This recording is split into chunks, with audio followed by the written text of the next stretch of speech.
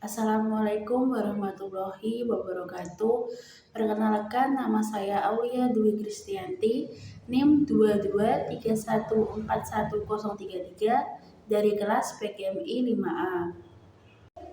Di sini saya akan menjelaskan mengenai hakikat dan karakteristik IPS. Materi yang akan kita bahas ada 3. Yang pertama ada hakikat umum IPS, yang kedua ada hakikat khusus di SD, yang ketiga ada karakteristik IPS. Yang pertama kita akan membahas mengenai hakikat umum IPS. IPS adalah bidang studi yang mempelajari, menelaah, menganalisis gejala dan masalah sosial di masyarakat dengan meninjau dari berbagai aspek kehidupan atau satu perpaduan. Yang kedua ada hakikat khusus IPS. IPS adalah perwujudan dari suatu pendekatan interdisipliner dari ilmu sosial.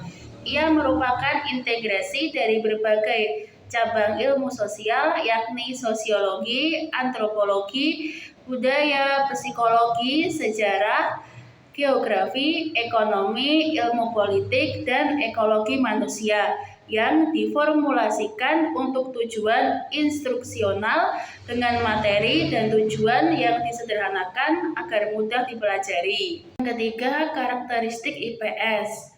Karakteristik IPS dibagi menjadi 3. Yang pertama dilihat dari tujuannya, yang kedua dilihat dari aspek ruang lingkup materi, yang ketiga dilihat dari aspek pendekatan pembelajaran. 1.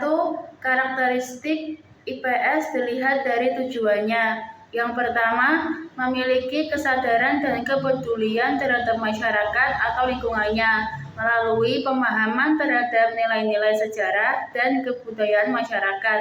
Yang kedua, mampu menggunakan model-model dan proses berpikir serta membentuk keputusan untuk menyelesaikan isu dan masalah yang berkembang di masyarakat. Yang ketiga, mampu mengembangkan berbagai potensi sehingga mampu membangun diri sendiri agar survive yang kemudian bertanggung jawab membangun masyarakat. Yang kedua, karakteristik IPS dilihat dari aspek ruang lingkup materi. Yang pertama, menggunakan pendekatan lingkungan yang luas. 2. Menggunakan pendekatan terpadu antar mata pelajaran yang sejenis. 3. Berisi materi, konsep, nilai-nilai sosial, kemandirian, dan kerjasama. 4. Mampu memotivasi peserta didik untuk aktif, kreatif, dan inovatif, dan sesuai dengan perkembangan anak. Yang kelima, mampu meningkatkan keterampilan peserta didik dalam berpikir dan memperluas cakrawala budaya. Yang ketiga, karakteristik IPS dilihat dari aspek pendekatan pembelajaran.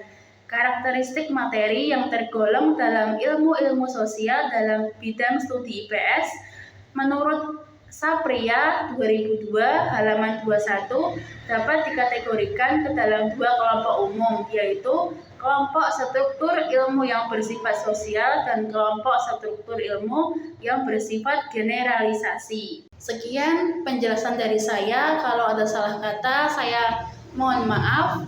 Wassalamualaikum warahmatullahi wabarakatuh.